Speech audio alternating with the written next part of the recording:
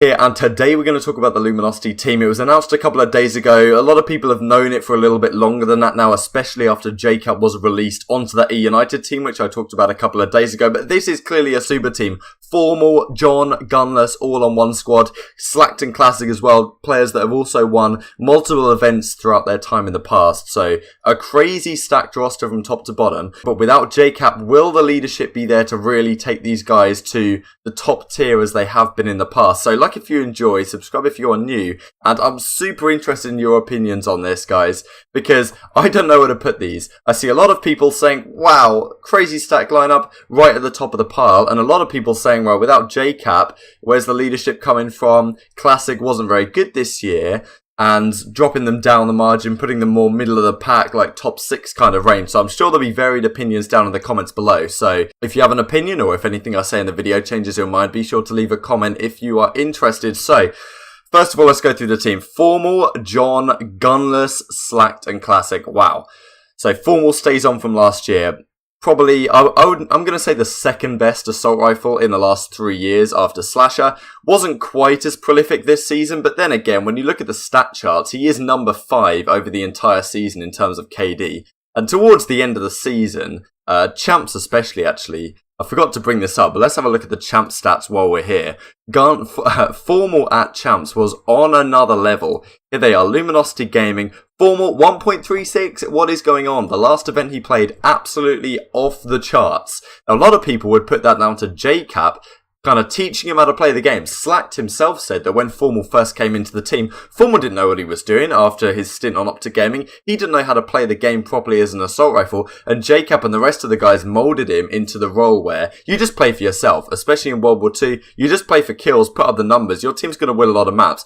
He perfected that role at Champs. Blimey. Like, he had the highest hardpoint slayer on his team with a guy like John at a 1.6 KD over 28 maps. It's just mind-boggling. He almost had a 1.5 in hardpoint. Like, he was maybe the best player in that entire event, even though they went out a little bit earlier than I think they should have done, due to the kind of questionable Champs format. I talked about that in a video quite a long time ago. So Formal stays on the team. Who wouldn't want this guy on their squad? Unless you got Slasher, Jesus.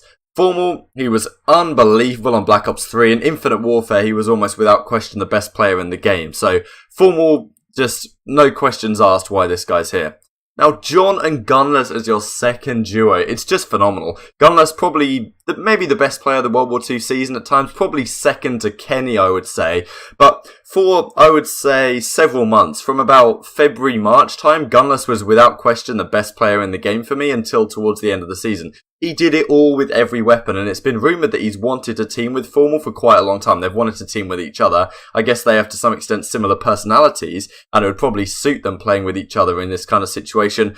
Gunless also has phenomenal communication, something that's kind of underrated. Whenever you went into a listening with Rise Nation this year, he was all over the communication. He was, in my opinion, like the talisman in their CTF gameplay, calling out all the potential rotations the other team were making sure they're aware of which player they were looking for at which opportunity. And his gun skill is very hard to match. Of course, there's a few players on this team that can match it, but in general, in Call of Duty, it's tough to do. He also has a really interesting technique, which I don't think you find with a lot of players, where when he kills someone, he will almost always shoot about 3 more bullets than is necessary. And a lot of times you'll see, especially in a game like Black Ops 4, where you're used to the time to kill of older games, you shoot a few bullets, you think they should be dead, you turn away, but they're not actually dead. And it happens quite often to even the best of us. Gunless has perfected his gameplay in order to ensure that never happens. Even when he kills a guy and then you think, why hasn't he stopped shooting? Is his reaction slow or something? Because he shoots like 3 or 4 more bullets than is necessary. But when you get the situations where the aim assist is a little bit inconsistent, Gunless, or not the aim assist, sorry, the hit registration is a little bit inconsistent, or I guess the aim assist, Gunless will always guarantee that kill when someone else can't. So that's just another aspect that sets him above from the rest. And Jesus, man. Formal, Gunless on one team. Then you have John as your third player, your superstar aggressive SMG.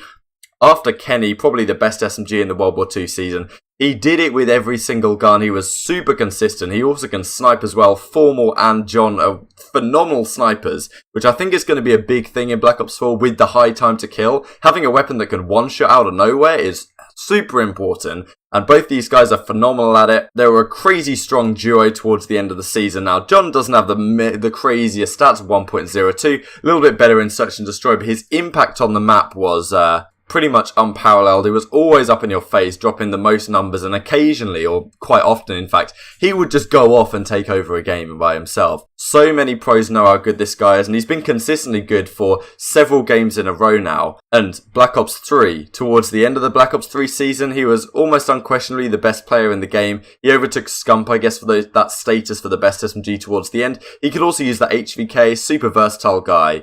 If there's an SMG you want on your team in the current state that isn't Kenny, John's probably my number 2 pick coming out of last season. Then let's go on to talk about Slacked. So he's been on this team for a while.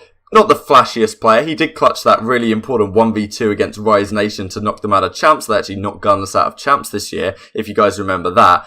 But, you know, he's a very solid player. 1.0 over the entire season, pretty much what you'd expect, right? If you talk about Slacked, what stats he's going to put up, 1.0, and he's dead on the money here. A little bit better in Search and Destroy, actually, as well. He's a pretty talented player in that respect. A guy that obviously doesn't get much credit on a team like this, right? He's definitely overshadowed by the rest of his boys, but he understands that's his role within the team, and he plays to his strengths, and he puts up a solid 1.0, which is more than you could ask of him really in a squad like this. If he can put up a 1.0 this year, and Classic isn't doing particularly badly, this team should be invincible. So definitely someone who's overlooked, and I think a lot of people would think maybe there's upgrades to be had there, but maybe especially John and guys like Formal, they really get along with this player, and they think he adds some sort of glue to a team. And maybe it's the communication and the vibes he brings to some extent that keep him being a good addition to the squad. So, also we have to consider that him and Classic are a duo that go quite a long way back. We look at Luminosity during the Infinite Warfare season. Slacked and Classic were on the team that won Anaheim and come second to Stage 1 to Splice, of course, one of my favourite ever events to watch. Back then they were with Octane and Saints. Now, 5v5 setting, you switch out Octane for Formal. Pretty similar comparison there, even though I'd probably slightly favour Formal. And then you switch out Saints for John, and you bring in Gunless. And this team was right up there as well. It was the best team in the game at Anaheim time, no questions asked. Slightly fell off towards the end of the season, but still very much a top team in that game in particular. And this team in theory should be even better. This is what a lot of people are talking about, and I personally have questions about myself. How much did JKap add to this team? Okay, JKap, they win CWL Birmingham. They looked phenomenal at Anaheim. They could have won that event. I also think they gave it a really good go at champs as well. But even without JKap on the team, and Saints, Slacked, Classic, Octane, there's no clear leader there, right? Saints isn't going to be a crazy leadership style player, and Octane was still pretty young at the time. He's young today, but even younger then.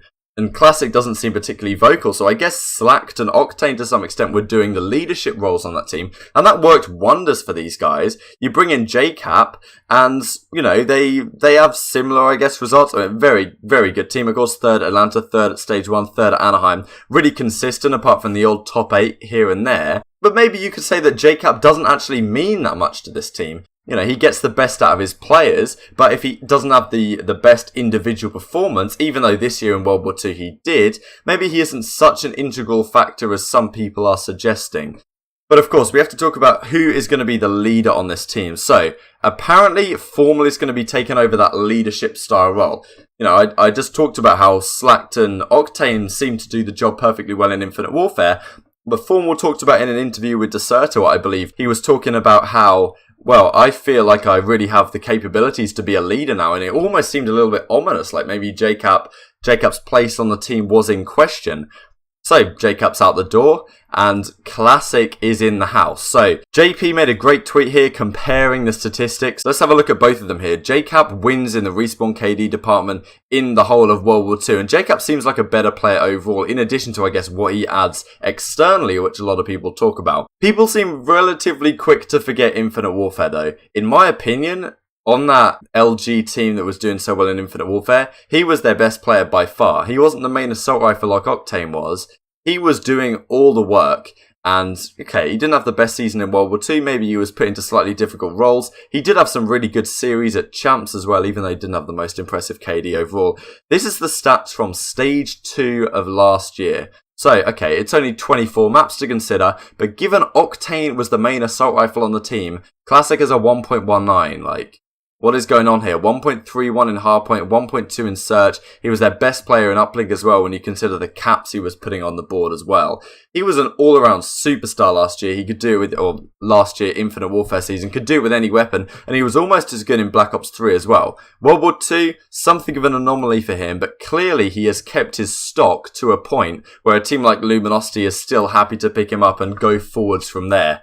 So let's have a look at Classic's achievements over his career. So, kind of interestingly, at the start of Black Ops 3, and even Advanced Warfare to an extent, he started something of a trend where he'll stay on the same organisation for basically the entire year. So he was on Elevate for several events in a row. Black Ops 3 pretty much always on Rise. They had some pretty good success. They won South Carolina. They come second at Stage 1 playoffs. That infamous or famous, depending on who you're a fan of, Game 5, or not even Game 5, Game 7, Round 11 on Infection, right, where Looney choked the heatwave, but I'm sure Classic doesn't want to remember too much about that. Infinite Warfare was on Luminosity the entire season, maybe one of the best seasons he's had, especially towards the latter half. Then he goes on to Envy to reunite with the Slasher Hook Temp team. This is where the struggles started to come into play. They maxed out a 4th at Atlanta before Slasher left the team. Towards the end of the season, didn't really do that much until the World Champs, where they had a really great finish considering, I guess you could say, the quality of the roster, even though Hook was basically that hard carry. So one thing to consider is, why is Classic back on this team? Is there more to it than just friendship? Of course, his stock must be pretty damn high if he's going to get onto a team like this, but Slacked and Classic, I've heard for like maybe a month or something that they were going to be a team of 2. I think they still would have had the option to keep JKap over Classic if they'd have liked. Clearly they are preferring this route either for chemistry reasons or because they think he adds more in terms of firepower and slaying, which was certainly true in Infinite Warfare. World War 2 not so much though, but people do tend to have a recency bias, and maybe the pros really consider this guy's addition to a team very valuable. Also, one thing that I think Marky B was talking about in the Spitfire podcast episode 5 was that a player on your team who's a little bit quieter can actually be really useful this season. Formal's a pretty vocal player, Gunless is certainly very vocal, Slacked makes a lot of call-outs as well, but John and Classic tend to be kind of on the quieter side. Which, okay, you may say that's not a good trait to have, especially two of which in your team. But you can look at it the opposite way. Given the 5v5 situation, you don't want everyone calling out all over the place. You don't want a roster crazy stacked of people who have really big communication and really big egos, I guess you could say. Having someone on your team that's just going to be chill, do their job, listen to instructions. Having even 3 guys talking a lot on your team is going to be quite a lot on your plate. In a 5v5 situation with everyone calling out, there's so many things to consider from left, right and centre. It would be super tough for people to digest all the call-outs. So maybe that's the route they've gone down. They took quite a while to actually announce their roster, so maybe to some extent they wanted to see how it played out elsewhere and see how Black Ops 4 was shaping up in order to make their team the best as possible. And I think having kind of quieter guys in a 5v5 setting that will get their heads down and do the work is a really important factor. One last thing to mention, this team may actually win the competition for the worst haircuts in the CWL right now. I'm not sure if Formal actually still has this haircut, but I swear this picture of him's been around for years, and, you know, it's passing comment. Gunless isn't actually that bad, and I find him as Slacked is hilarious. Someone said on Reddit he looks like a pineapple. So yeah, Classic and John need to up their game if they wanna truly lock down that trophy. But anyway, like if you enjoyed, subscribe if you're new, and I'm really interested to hear your thoughts on this below. I don't know what to think. Theoretically, they should be insane, right? But something tells me that maybe Classic won't be quite as strong as he has in the past, and I feel like JKap not being on the team is something of a recipe for disaster, and there will obviously be a really interesting rivalry between E United now and Luminosity, with JKap going against his former team that apparently he was dropped from without his knowledge. So it certainly makes me more excited for the upcoming season. Thank you guys so much for watching as always, and I'll see you next time.